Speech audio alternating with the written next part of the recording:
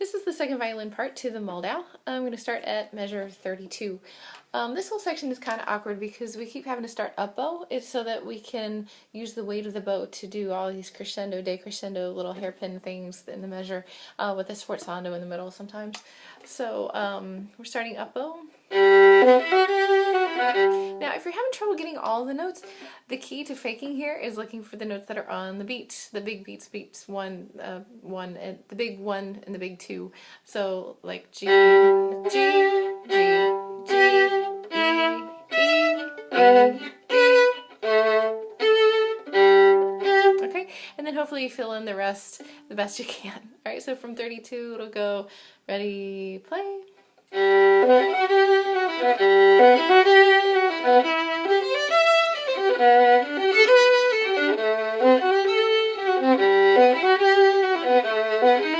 So right there, that's in like half position. You just pull the fingers back to like a low 1, 2, 3. Okay, and we will take the repeat back to 32. We'll also repeat the section from 66 back to 41. If that one is kind of hard to find, take a pencil and put a bracket around the repeat sign at 41, so it kind of helps to catch your eyes a little bit so you know where to go back. 41, 42, 43, measure 43, I think is a typo. If you notice, the first two notes are just steady eighth notes, which would be, I'm pretty sure that's supposed to be a dotted eighth and 16th like the rest of the piece. I can't find anywhere else that it does that rhythm in a pattern like this. So I think I'm pretty sure that's a typo.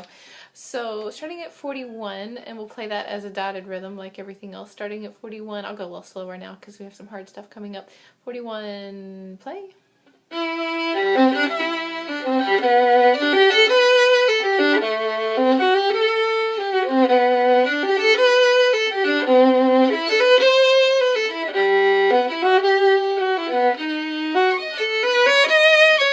That measure's tricky. So it's a D sharp, and it goes to a C natural in the middle of the measure. That's weird. Okay, so practice that measure a couple of times. Maybe circle the C natural, put a down arrow or something to catch your eye. That's unexpected. So going on from 41, ready, go. Right there we have a bow change because the we have some sforzandos coming up on beat 1 where we need the weight of the bow to be on a down bow. So really practice this measure a couple times to get this change of bowing, which I know is unexpected, from 49 up, down.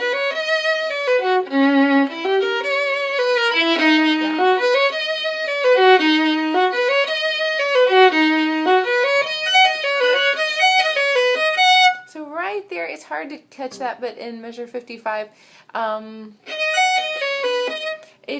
you expect it to go back to a C sharp on the last note of that group, but it goes to a D sharp. So watch out, it goes 1, 3, and then to the 1 on the E string, so that's where the pattern changes.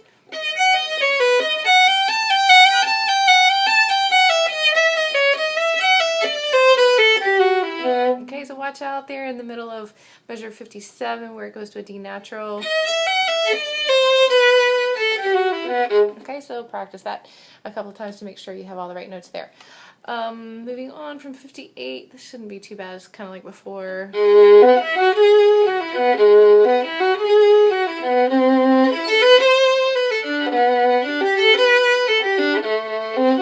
Oh, sorry, C natural, F natural.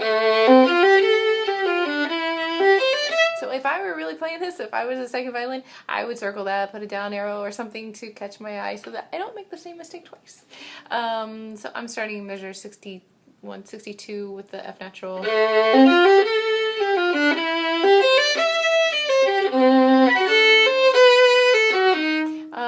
And then when you take the second ending, the rhythm changes right there. So practice getting from the measure before into the second ending. So you'll have, sorry. Okay, so do that a couple of times. I'll do it one more time and go on. So this is the measure before the first ending, moving into the second ending.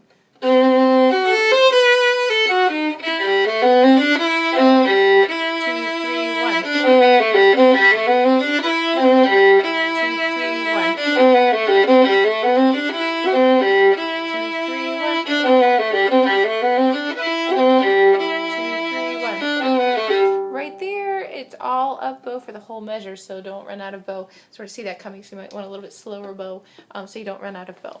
All right, moving on from 74.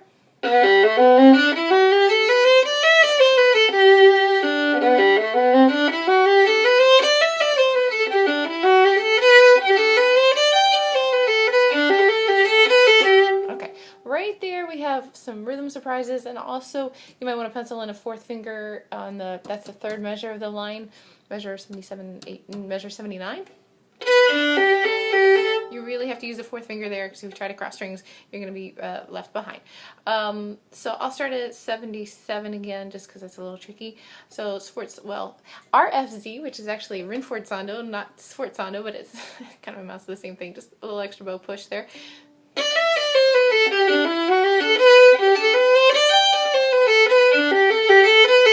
Now the rhythm changes.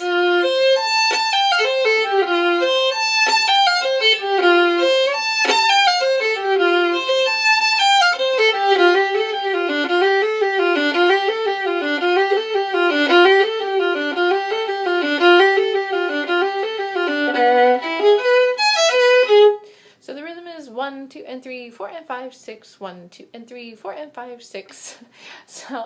But it does change. It keeps changing on us. So really watch out. Good rhythm practice here. 88. Ready and.